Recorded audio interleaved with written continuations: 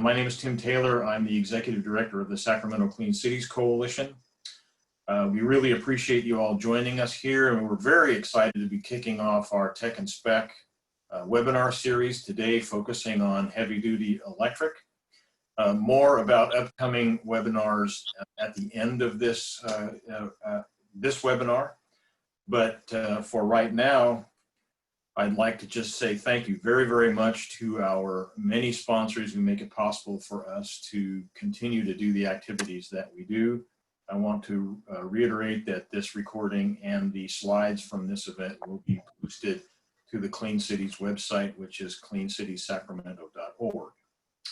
And with that, I would like to Julie Johnson. She is the Manager of Enterprise Business Development with Lightning Systems. And I will kick it right over to you. Take it away, Julie.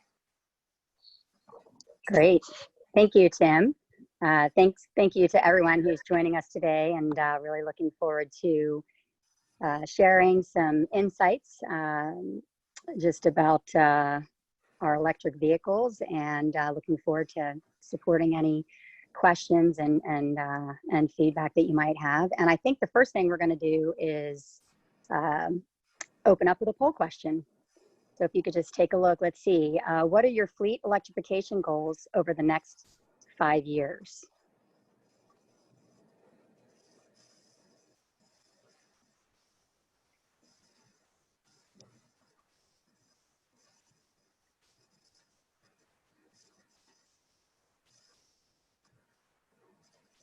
How are we looking, Edgar? It's kind of the test to see if everybody's tuned in. Okay. So far so good. Getting a lot of responses.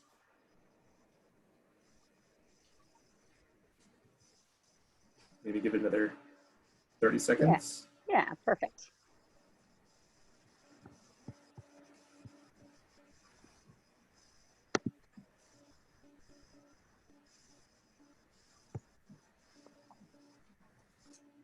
All right. Let's see what we have here. Let's see. Yep, looks like everybody's kind of in that 25 to 50. Well, not everybody, actually. We've got a lot that are by 2025 goals of going to 100%, and then sort of in that up to 50%. So yeah, we definitely have a lot ahead of us as we're kind of heading into this scaled future with electric vehicles. So why don't we'll go ahead and kind of jump into our conversation today, and I'm just going to share my screen here really quickly.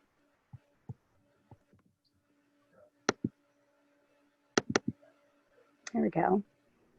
And as Tim said, I'm Julie Johnson, and I'm really excited that you could join us here today. And the first thing I'll do is just kind of give you a quick highlight of who we are, who Lightning Systems is, and then we'll kind of dive into our 13 points here. There we go. So just to start off talking about what our mission is. I mean, we are focused on electric powertrains. We're also doing some work right now with a partner, Plug Power, with hydrogen fuel cell electric vehicles as well. So we really are passionate about zero emission vehicles, and you'll see a little bit more as I showcase kind of where we are from a portfolio standpoint. But first, let me just kind of share with you what we do. So this is really what we call the ecosystem that we're addressing, as well as many other folks in this marketplace. On the left, you'll see that's our EV powertrain, and that's sitting on what we call a sled.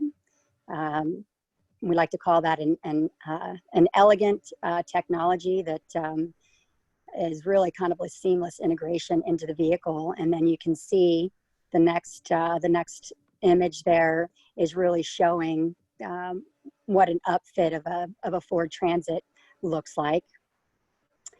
We're also going to touch a little bit on, this will be part of our dialogue today, is the importance of telematics and analytics to really efficiently operate these vehicles, and then also just looking for areas of optimization, since is such a, there's just a lot that comes along with these vehicles, with them being connected, that there's just a lot of really amazing data, especially as you start to get them into the real world setting. And then obviously the piece there that we're all very familiar with is the infrastructure. So really the fueling needs that these vehicles have. And in my opinion, I think it really offers, it's a great opportunity for every fleet, because we know that larger fleets often have on-site fueling. So when we think about electrification, it really offers that opportunity for every fleet, no matter what, what your size, what the size of the fleet is. And there's a lot of opportunity for sort of controlling your fueling costs in a very different way than we experience today in the fossil fuel market. And then this just sort of it really kind of shares, what a conversion opportunity offers for the industry that Lightning is bringing to the marketplace. And so you can see that we can convert new vehicles, and then we also offer repowers, I like to call renews. And the really, great opportunity here, and just a quick example of that is, you'll see on the right-hand side that, that's a transit bus, and we are doing repowers on transit buses. And I think it's really a tremendous opportunity when we think about the numbers and the percentages and the goals that we have between now and 2025. There's going to be a capacity for the market that's producing new electric vehicles, and having the opportunity to be able to expand within an existing fleet where you still have viable vehicles that still have a lot of life left in them. We're able to really give them a new heart, a new system, and extend their life cycle. So there's a lot of value, obviously, in those opportunities. We're working with our partners on that. A lot of the work that we are doing today, though, is on the conversion of new vehicles. And then this shares the current portfolio that Lightning Systems has available for our customers. We recently added the F550. That was an announcement we just made last week. And so, so it's really wonderful to be able to have cargo and passenger bus options, and to really have the flexibility of being able to customize these vehicles based on use case and needs. So there's definitely a lot of exciting things happening with a number of these different platforms. So it's, we can do a lot, and we have a really phenomenal team to support those needs, and ensuring that batteries are placed in good places, just based on upfit requirements. So, all right, so we will jump into the heart of our conversation today. And so what we'll, I'll go through just these top 13 points to think about when speccing, and then I'll sort of flutter in some, or I'll pull in some, just some of the maintenance that sort of plays into the importance of these, and sort of kind of give you a flavor for both.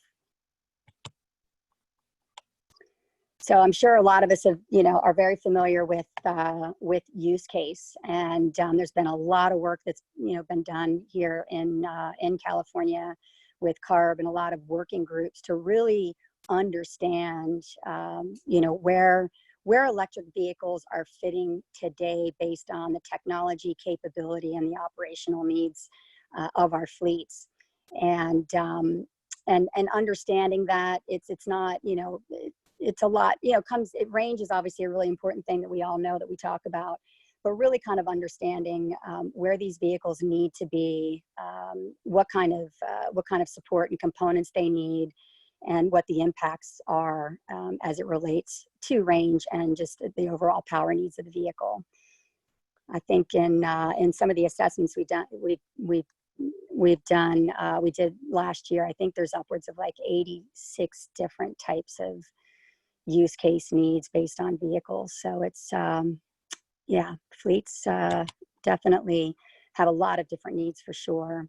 Now, just to address number 2 here is just talking about conversions versus purpose built, and we all know that there are different vehicles that are available today, and really when you think about this, you kind of want to think about the benefits of both, and then also the impact of how each will have on your operation. Something to think about when you're thinking about conversions is, a pretty good volume of that vehicle or the components within that vehicle are still intact. So when you think about a Ford Transit, that vehicle is definitely going to be familiar to your existing technicians. Parts availability are going to be great. And just familiarity, I'm not good with that word, is going to be there with the vehicle. So when you think about a conversion, because, some people sit on different sides of the fence with this, but really there is a place for all of these vehicles today. And, so that's just, when you're thinking about it, or if you ever have any questions, it's good to ask, because I think, there's a lot of benefits to both the platforms. But I think availability of parts and just maintenance access and support is really powerful when it comes down to the conversions.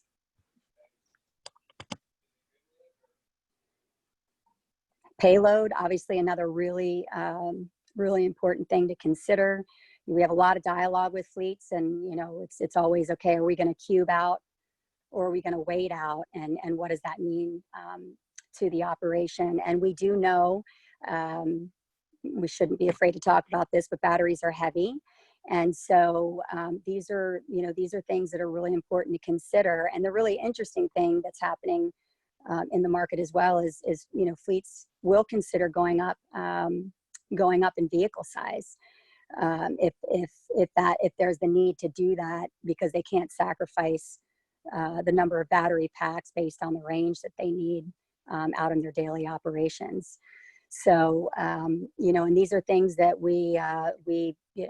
our entire marketplace, we're very, very aware, and this is information that we provide to our customers, because it's, the last thing we want to have is somebody who's overloaded, and we really want to optimize for efficiencies as much as we can with the vehicles as well.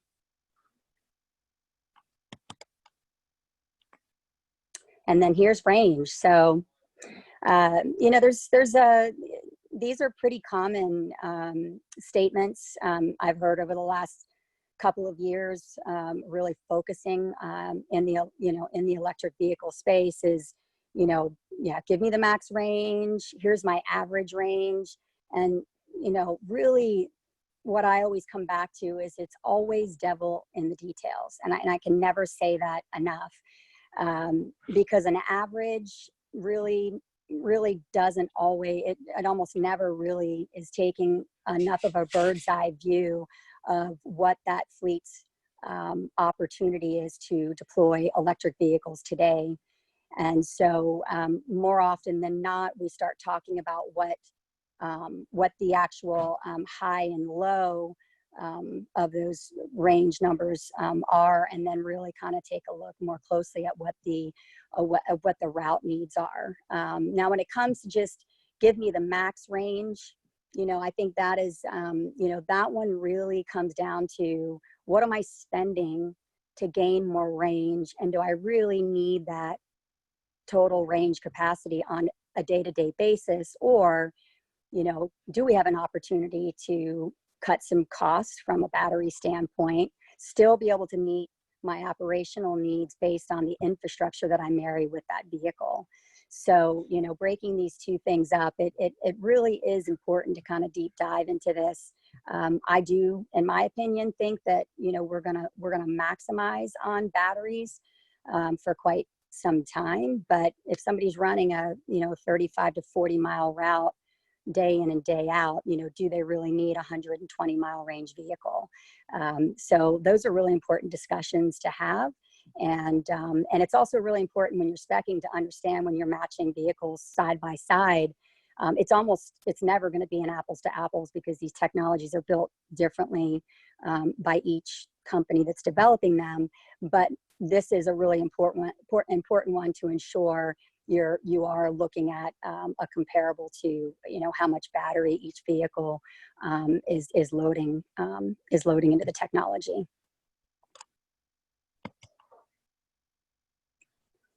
Obviously, we know you're just talking about batteries. Batteries are really, really important for our vehicles. How they're managed, batteries like to be in an ambient temperature. There's a very healthy place for them to be, regardless of what the weather regardless of the weather outside.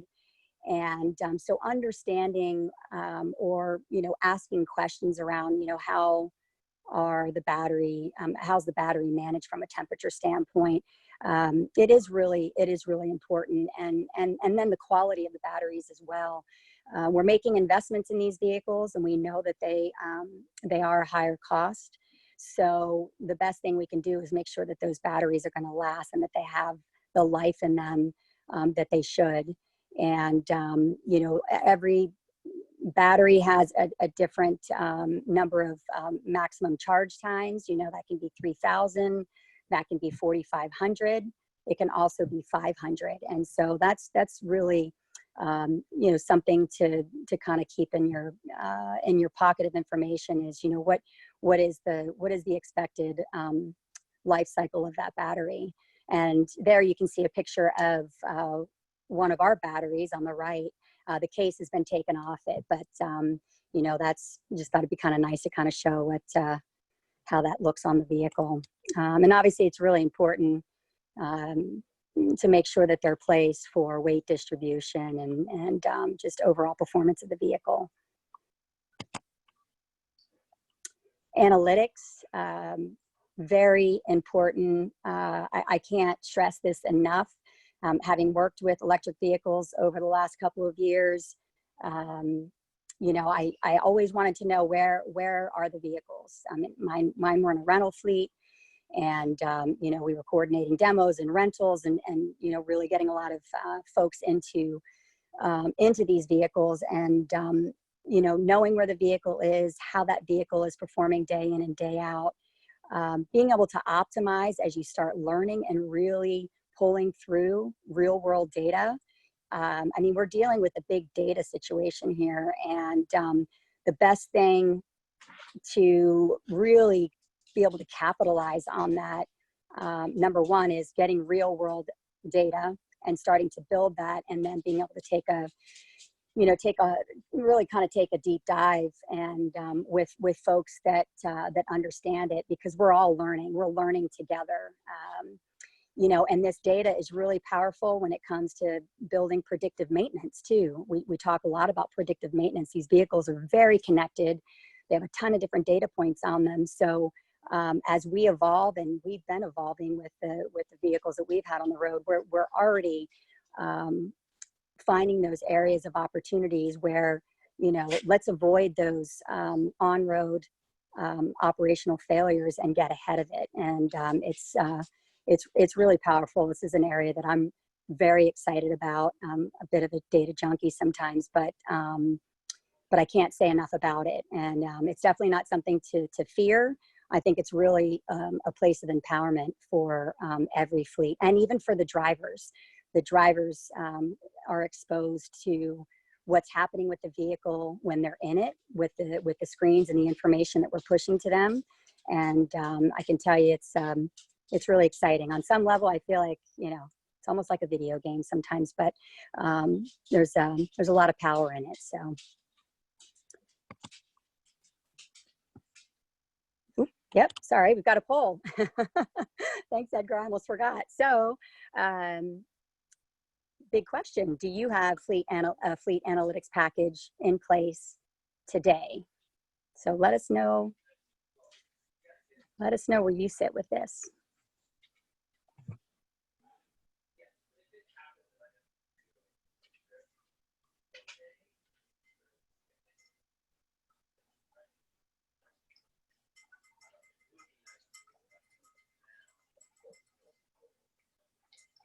Edgar, how are we looking? Did we get everybody's attention? Yeah, we have some good responses in here. We're 45 seconds into the poll, maybe another 10 seconds at the minute mark. Wonderful.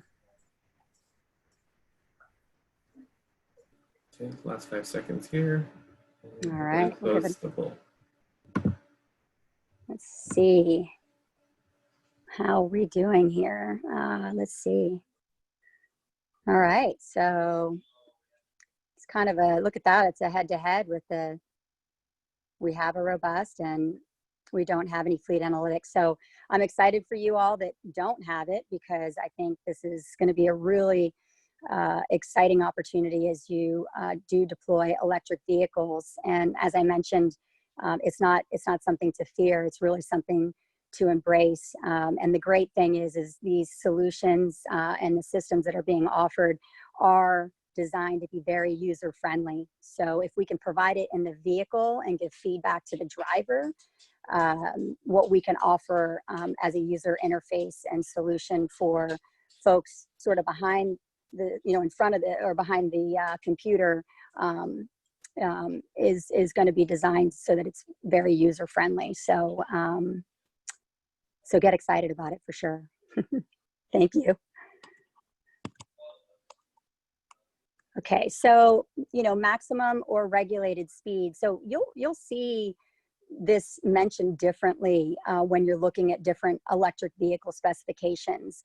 Obviously we know there's a lot of, their regulated speed's pretty normal. I mean, I come from the leasing world, so it's standard practice. If there's a request to go higher, it's an approval process. I mean, there's obviously a reason often for this, but something else to just keep in mind is just know what, how that is stated, so you understand what is the maximum speed that vehicle can do and what is it regulated at, and is that something that we can make adjustments to.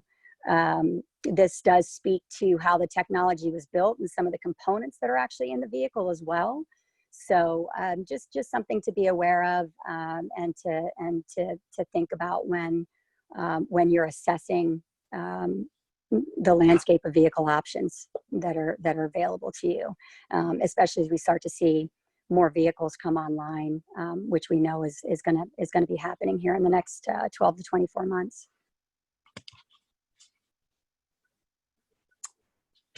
And then creep and hill hold. So I can't say enough great things about these two aspects of EVs. Obviously, hill hold, incredibly important. I live in the Bay Area, up in, I spent a lot of time in San Francisco, and we all know, as from that picture, it's probably making you feel a little wonky. There are some pretty extreme hills in the city where you can be on a stop sign on a very steep grade. So, having that hill hold, especially in a commercial vehicle, it's really important to the driver to feel safe and to feel comfortable. I used to drive a manual vehicle when I moved to San Francisco, and when I went to an automatic, as I had to go into a fleet car, I had a really rough time moving from manual to automatic.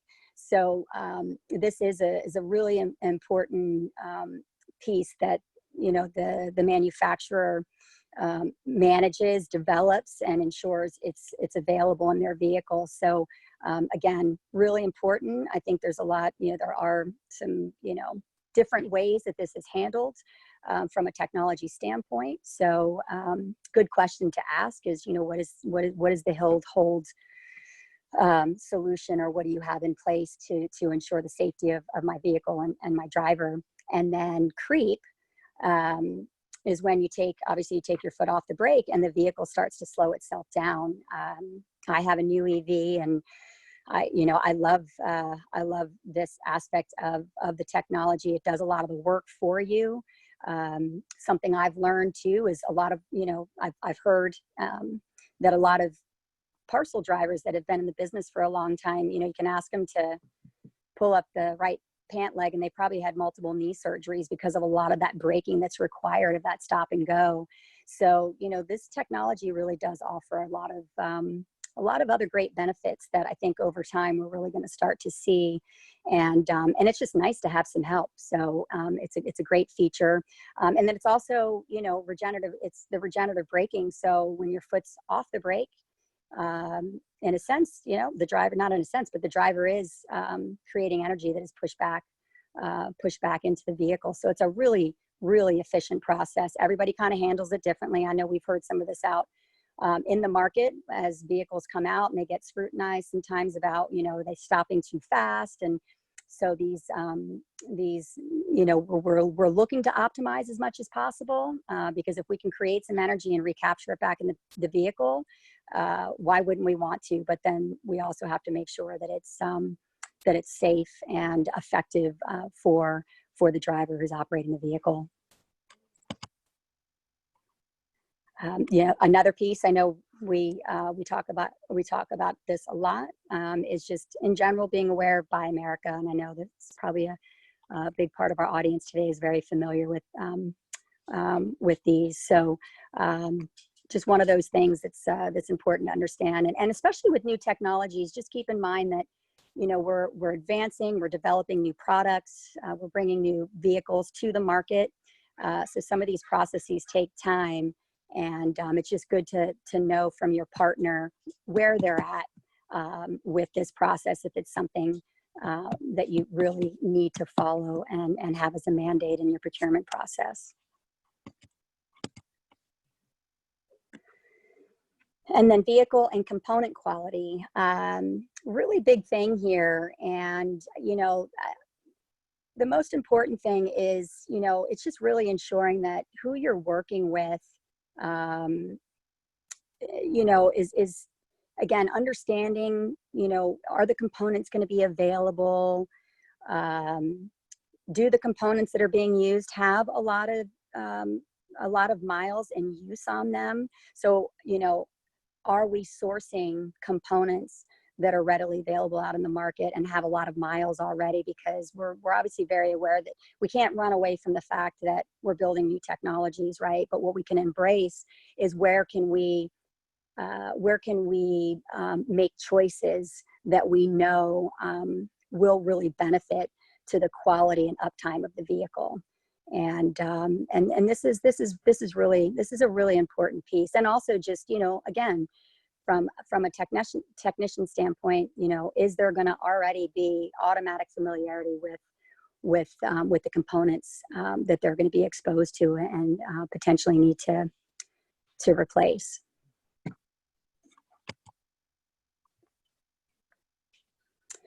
You know, Upfit Accessories.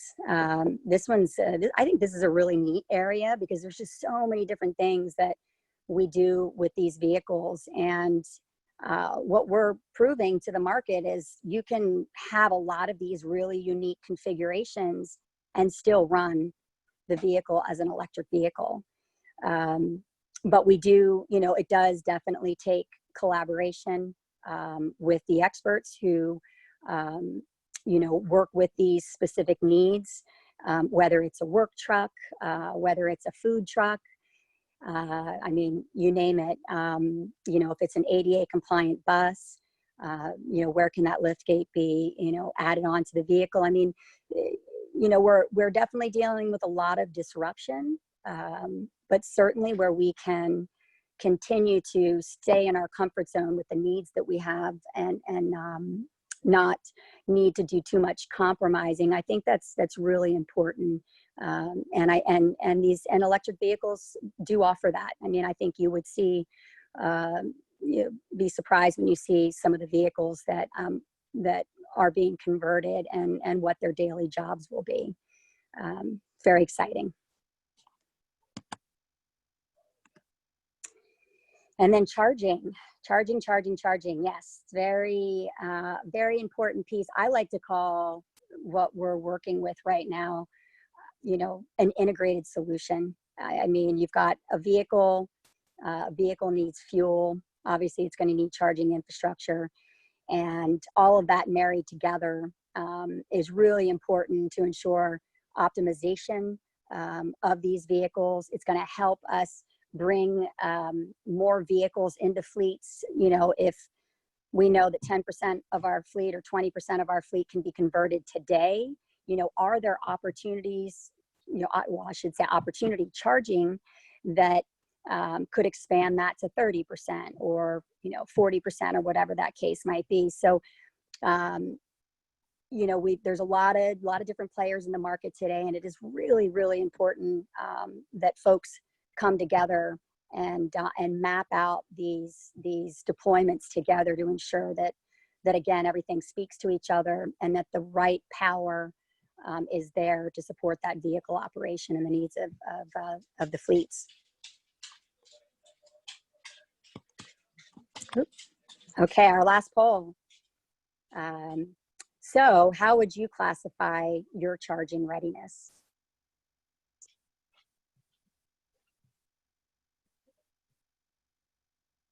And you know, while we're filling this out, I mean, even the first one right there is a really important area. And you know, assessing the power aspect of your site is something that can be done at any time, but something that's really important to do early on, because there's just a lot of different scenarios where, you know, you can take that to the next level of assessing power utilization and where might there be retrofit opportunities to capture some power, which obviously results in cost savings. That cost savings can then feed into the investment into your electric vehicle and infrastructure needs. So definitely assessing this early on is really powerful. Let's see. Okay.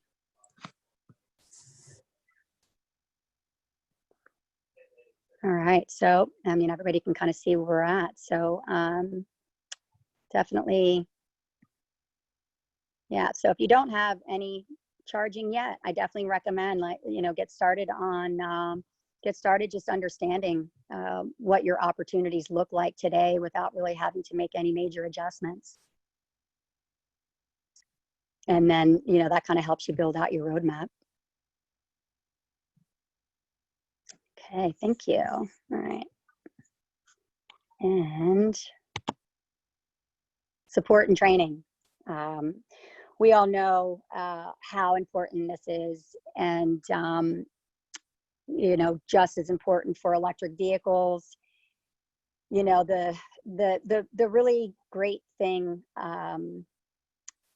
you know, about these vehicles, number one is, you know, folks can learn how to use and learn how to maintain these vehicles. But it is going to be really key to ensure that you've got the proper support to do that. And you've got the team behind you to really help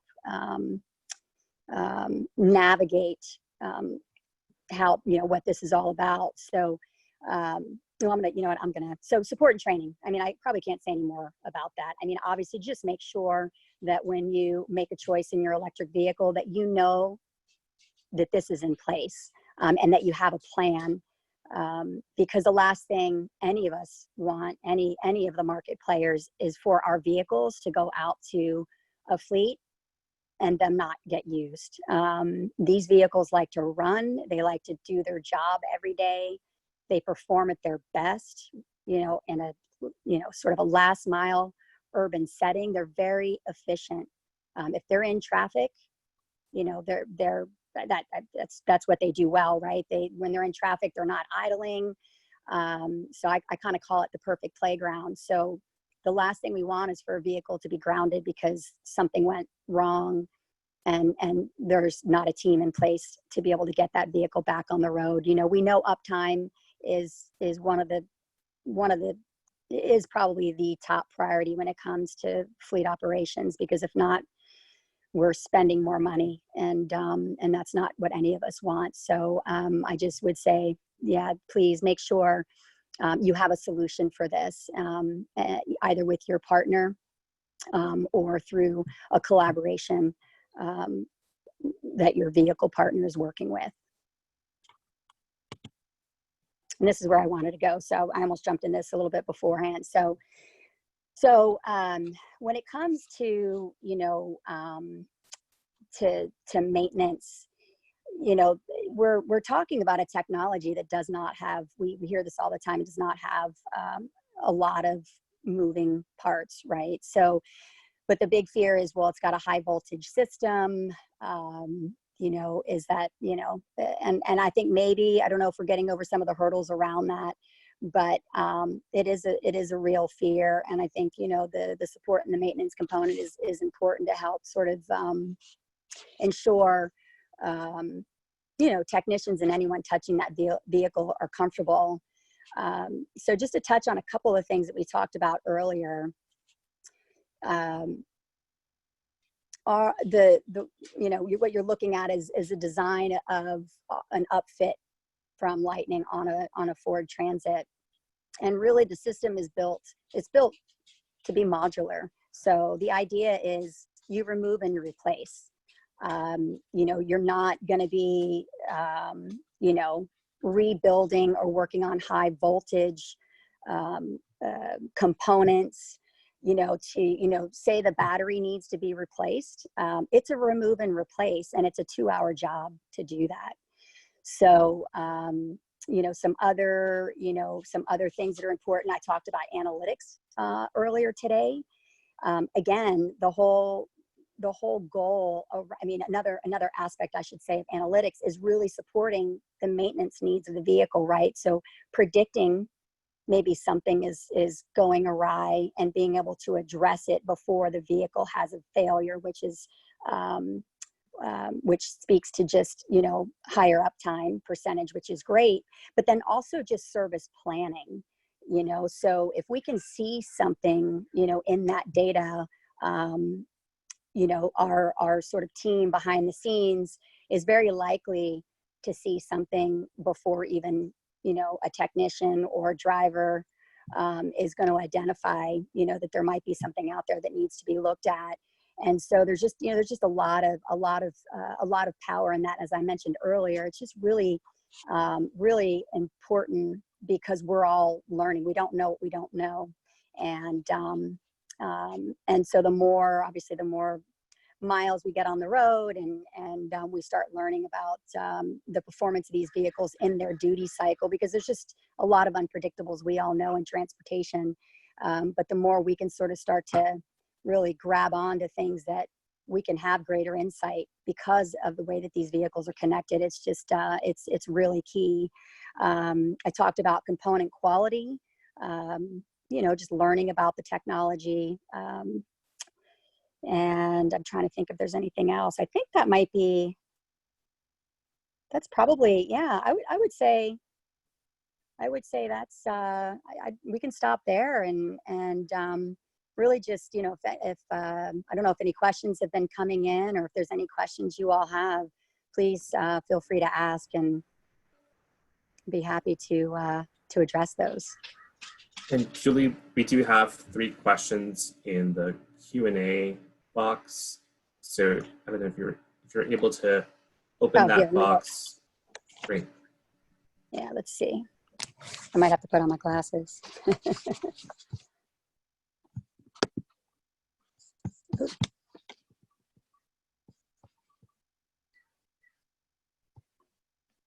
Thank you. I'm having technical. So Q&A. Here we go. Okay.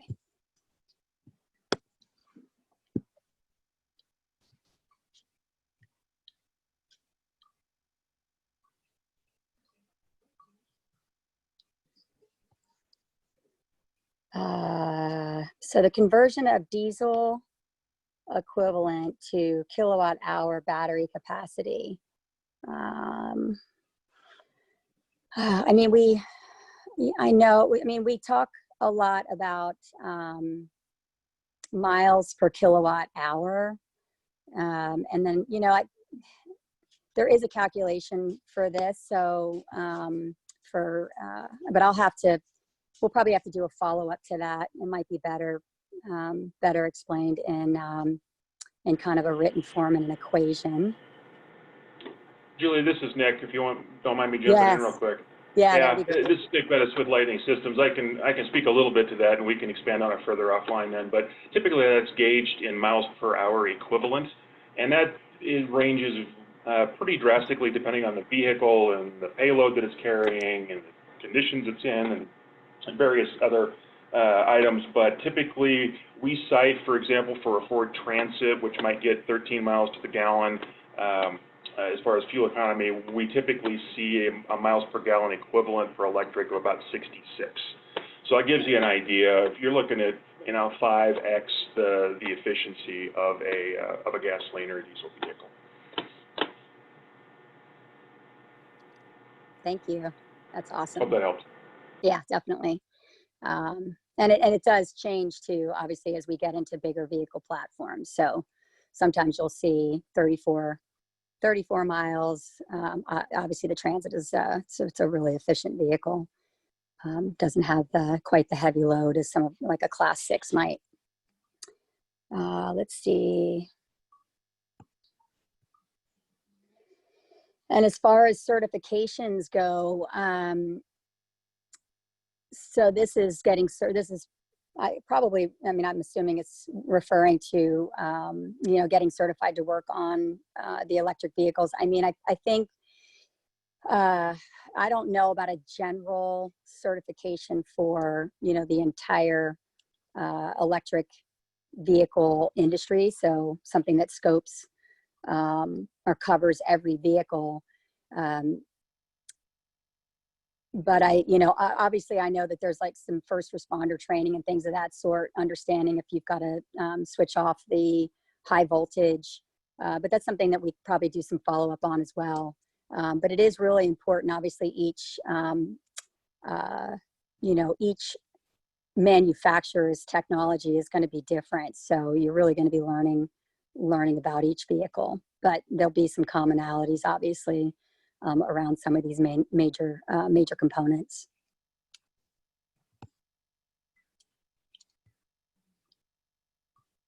Okay, so let's see. Here's one. You mentioned training to support service needs for your vehicle. Does your company offer that, or does your partner who supplies the vehicle, like Ford, offer this through their training?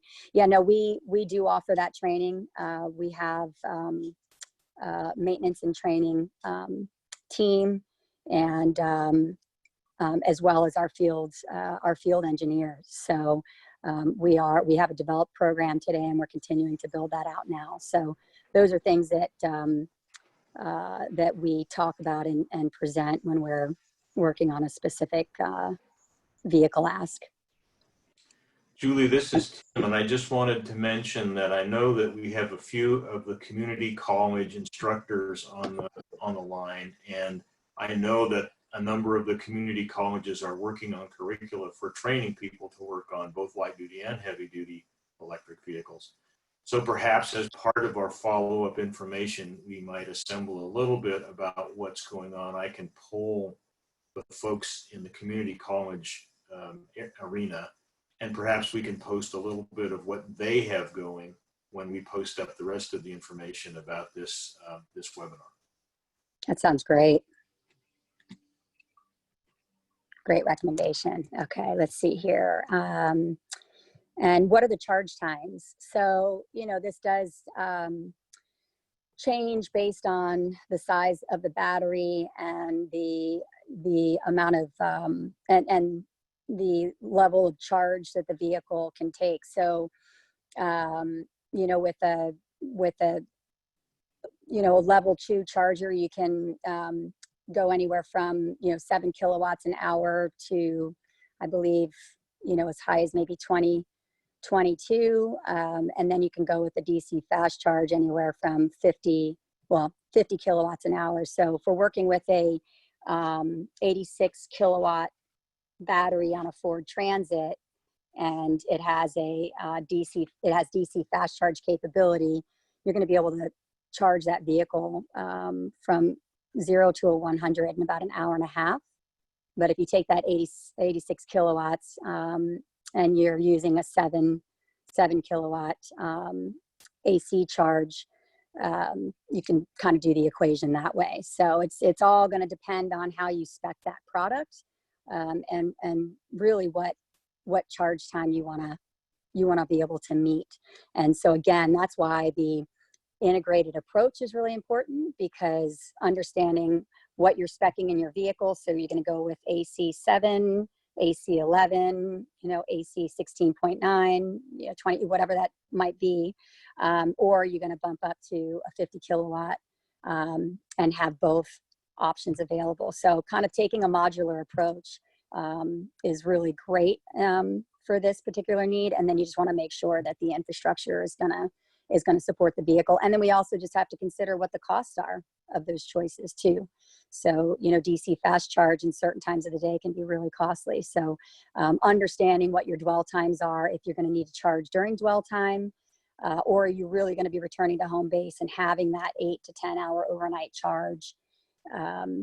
So, and again, those are all, cost implications. And, but again, it's important. And if you need to spend the extra cost for some of these needs to ensure, a successful implementation, then those are the discussions that we have in depth with our customers. Let's see. Somebody's asking, came on a little late and was asking if we do retrofits on existing gas diesel vehicles with electric power. And yes, we do. So we work with new vehicles as well as used vehicles, repowers or renews. Let's see.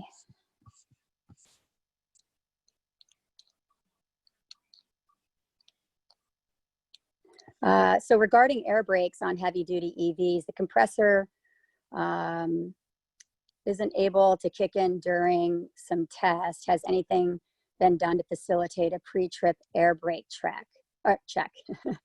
I know I've had a discussion around this question, and I will have to find out and to understand a little bit more about that. Obviously, that's an impact with our Class 6 low cab forward GM product, as it does have air brakes. So I'm glad that is coming up again, because I think that was a discussion I had with someone about a year ago.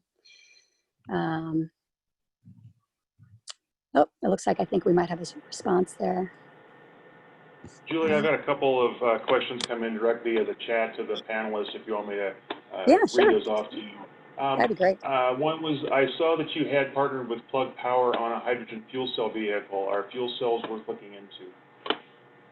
Our fuel, yes, we are working with Plug Power. So that is with our Class 6 vehicle that I was just referencing. And yes, is there a place for fuel cell today? There definitely is. I mean, obviously we need to take into consideration fueling access, but the real value is if you're in a Class 6 or you need a Class 6 heavy duty vehicle and you need to do, more than 150 miles, or, our vehicle right now can go up to, can provide about 130 miles with the max battery configuration. So if you really need to exceed beyond that, that's really where the fuel cell opportunity comes in and fits really well, because we're able to drop battery packs, add on fuel stacks, and extend the range of that vehicle. So it's definitely a tremendous opportunity. We're hearing, obviously we know that the fuel cell, hydrogen fuel cell market is definitely growing, and there's a lot of work being done on the infrastructure side, but we have infrastructure here in California. So it's really taking a look at what's available today, where is the demand right now, especially with a Class 6 vehicle, because I think there is a tremendous amount of opportunity. And yeah, so that's why we're bringing the vehicle to the market. That particular vehicle right now is going to be focused on what we call middle mile. So being able to go from site to site where there is already hydrogen fuel cell infrastructure at distribution centers. So it's quite an exciting opportunity. I think there's a lot of potential. Another one that came in direct from chat was Santa Monica is strongly considering zero emission freight zones. Do you see that as a trend that other communities may adopt? Yes, yeah. There's definitely a lot of collaboration and work going on across the United States, and a lot of different cities focused on these zero emission vehicle zones. We know that on a global level, it's already happening. London's obviously front and center, and so we're definitely going to start to see some opportunity here for sure. And as I mentioned earlier, these are the perfect playgrounds for these vehicles. It's where they're very efficient. They meet the operational needs, and really, when it comes down to it, it's supporting better local air quality. And I know that's important to all of us. I think everybody would say that there's a lot of large projects going on, but when you really take it to the ground level and you think about the cities that have commercial vehicles operating day in and day out, it's really a tremendous opportunity to be able to support the local community. And and obviously for the fleets, it's sort of it helps kind of put them all in an even playing ground when it comes down to who's investing and what their deployment roadmaps look like, because it's going to be it's going to be costly if it just depends on how these ZEV zones are structured too. I don't think we quite know enough how they're going to come, but it's probably going to happen pretty quickly. So definitely stay tuned. Okay, there's another one on chat. Some people in my organization think that it's better to just wait for major OEMs to produce EVs. Tell me why we shouldn't. Yes, I've probably mentioned this many times during this webinar today, but there is nothing more powerful than real world data. Fleets are all different. Their operational needs are very, very diverse, and you really don't know what you're missing until you deploy them. So my recommendation, I like to call it the history switch. Flip the switch as soon as you can, because you're going to start building the history that you're going to rely on for years to come, because the amount of data, the amount of experience, the benefits to the driver wellness, driver satisfaction, there's just so many great things that these vehicles bring to an operation, but you've got to experience it yourself. I mean, I've worked with a lot of fleets over the last couple of years, and have had a lot of butts in seats, and just the feedback that comes from the drivers, from the executives, from the folks who were in these vehicles. It's really powerful, and the willingness to just jump in and learn, and the desire to optimize once you're in the vehicle and driving it, it's there. It's really fantastic. So start build your experience now. The market has arrived. The technology's capability is matching the needs of fleets. So we're in a great time right now to really advance this movement forward. And we're building the supply chain, and with demand comes a lot of other benefits as we move into the future. So we're at a moment in time right now where the vehicles are really fantastic, but you really have to have it in your operation to understand it, to understand what it's going to mean to you long term, from efficiencies, cost savings, building your TCO model, identifying what we don't know. There's just a lot we still gain to learn. And I just recommend taking advantage as soon as possible. If you need to consider R&D investments, whatever it takes to sort of identify where you can fit this into your budgets, it's going to be a major long-term advantage to figure that out now. Okay, and then the last question in chat was, we've looked into electric buses and the lead times are years out. Are electric vehicles, are Lightning vehicles readily available now? Yes, we right now, we quote around 16 to 16 weeks or so, 16 to 20 weeks.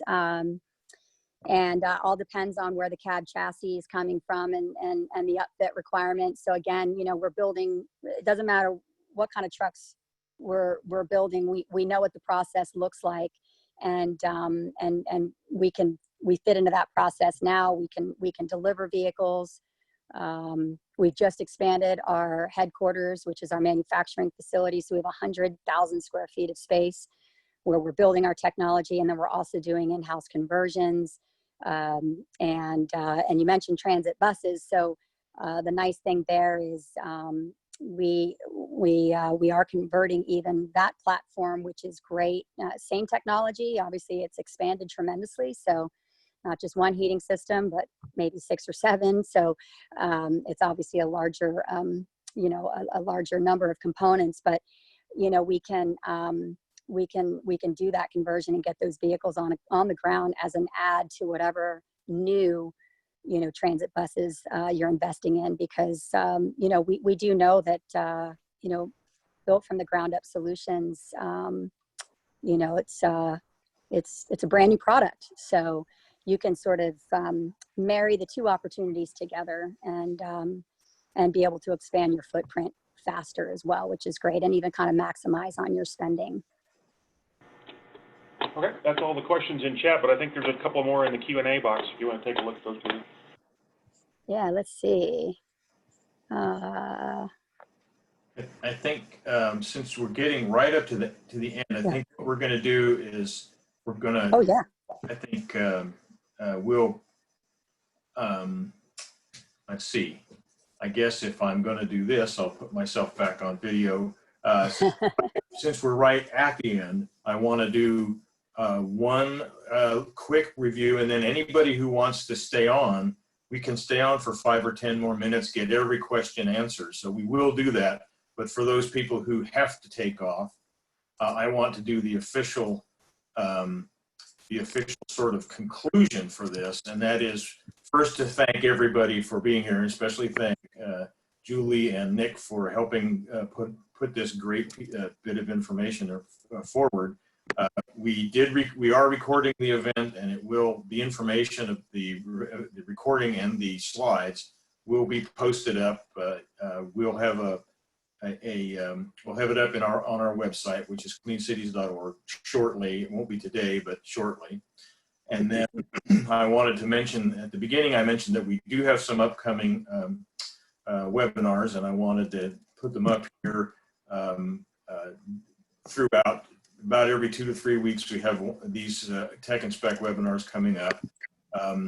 We are doing a number of them in cooperation with the Long Beach Clean Cities Coalition, and a number in cooperation with the East Bay Clean Cities Coalition. So they're all coming up. I think Edgar is going to post a link to the next one, the one on August 12th, in the chat section. And so with that, we thank everybody for being here for the official, and then we're going to stay on. We're not going to shut it off, but that for anybody that has to leave right now, thank you very much, and we'll stay on. I said, Julie, if there are a couple more questions that need to go, then I'll stop sharing my screen, and you can go right back to answering questions. Good. Sorry, Julie. I think you're on mute. There we go. How's that? Okay. Can you hear me? Yes. Okay. Let's see here. Okay, so this is a good question. So Tesla vehicles typically allow an operator to change the maximum charging capacity to some level less than 100%. Is this the same for your technology? And if it is, how does that affect the effective range of an EV versus what is advertised? So this was a question actually that I asked not too long ago. I joined Lightning back in February, but I've been working with the team over the last couple of years. But digging into the details has been really exciting for me, and this is one piece, especially since I'm a new EV owner. Yes, this is a, what do you want to call this? Is this is a feature that's actually coming in our next software update. And, you know, Tim Reeser, our CEO, you know, I talked to Tim about this. And so, you know, he's accustomed to this with his vehicle, you know, so both of us being users, and I'm sure, you know, the team in general just know that this is really important. So yes, this will be part of the Lightning offering, which I'm excited about. Let's see. Sorry, I keep slipping here. Oh, so somebody was asking about the Lightning mobile charger. That is available today for sure. So if you are interested, we're happy to share information about what that product offers. And we're really excited about it. And it can, you know, that product can go into a mobile vehicle, or it can actually go into a trailer. So there's some flexibility there as well. Any plans to extend range in the future? So always looking for opportunities to maximize range. A lot of the work actually that we're doing right now is, you know, when these vehicles are in operation, what are the trends that we're seeing? Where are we seeing energy used, and is it being efficiently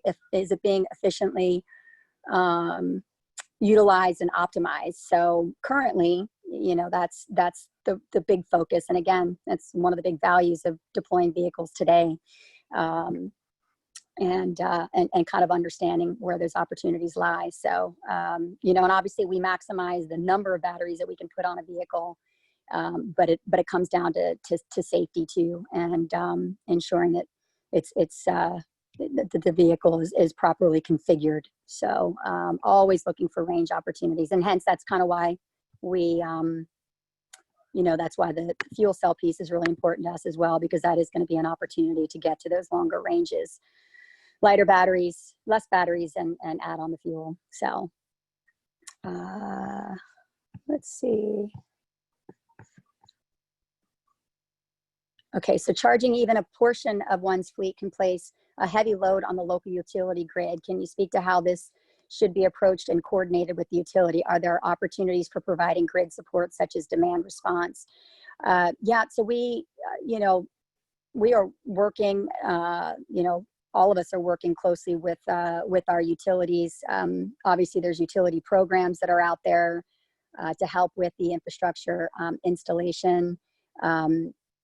You know, it's a core, you know, an important focus for us to have as well, because obviously total cost of ownership is something that we are all want to harness and ensure that we're not overspending or missing areas of opportunity where we can kind of optimize on that front. Now, as far as when it's, yeah, so the coordination is definitely there, no doubt.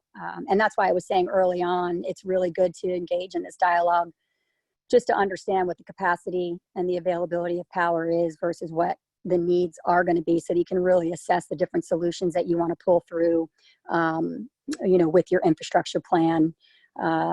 You know, storage, and, you know, it's just, obviously we all know there's just a number of things. And a lot of times I think people will think, well, that's going to be really costly and expensive. Well, when you really dive into these things, and you're really looking at the ROI and understanding when the utilization needs are going to be, you know, the return on these different solutions, you know, can be there for sure, but you have to dive in and just ensure that you're kind of keeping an open mind as you're approaching these different needs, and you're looking with a long lens as well. Hey, Julie, I might jump in here too and just make another point. One of the things we see in our customers that are buying the Lightning Mobile product that we mentioned earlier is that they're using that as an off-peak storage unit. So they will charge that unit at a level 2 rate during off-peak times, and then charge if they need to during high-peak times, utility times, at DC fast charge through that unit. So they're using that to mitigate some of those demands at times. All right, thank you. Great. All right, so, and then somebody was asking about slide 9. Okay. Slide 9 was referencing Payload. I don't know if I touched on that enough, but, you know, payload is important for us to make sure we're communicating what the available payload is when all things are considered, right? So what the upfit, you know, where is weight being distributed, and what is left for cargo and passengers. You know, the other thing to think about this as well, and this is again speaks to the analytics. I feel like I can't talk about it enough, but you know, when it comes down to range, you know, also understanding you start off with a heavy load and you're offloading throughout the day, knowing what that impact is to your energy usage and how that benefits your range is really important. So, you know, payload in general, it's probably, you know, I think I just spoke to the effect of, you know, do you cube out versus weighting out, because that's going to be really important when we're configuring the vehicle, especially where we might have some range flexibility. Someone's not really trying to necessarily max out at the top of the range capability, but also, you know, this plays really it's really important as we consider what a fleet might need from a range perspective and what that duty cycle looks like. So hopefully that kind of answers the question. Payload is an important one, and I think that might be it, unless anybody else has. Let me see here.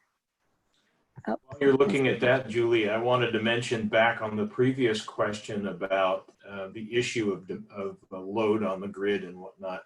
Yeah. At the Plug-in Electric Vehicle Collaborative yesterday, Bill Boyce from SMUD talked about a program that they have. It's a demonstration program, but they look to be rolling out the opportunity to essentially create a program where they would have storage more or less centralized, but a fleet could essentially purchase shares in that storage in order to avoid peak charges. So fleets that are interested in learning more about this, the Clean Cities Coalition will provide follow-up information as SMUD rolls that program out. Wonderful. And then Dennis was asking about a you know, like a live Zoom tour of our facilities and our operations for transportation technology students and instructors. And so, Dennis, I just sent you a note, but we did recently, and I'll send this to you, create a video of our facility and sort of the workflow and the different areas. And it's a really good it's a really good presentation, and it's recorded live. So I'll share that with you, and then we can sort of talk about if there's anything else we can do for you. But I think you'll really enjoy the video. Let's see.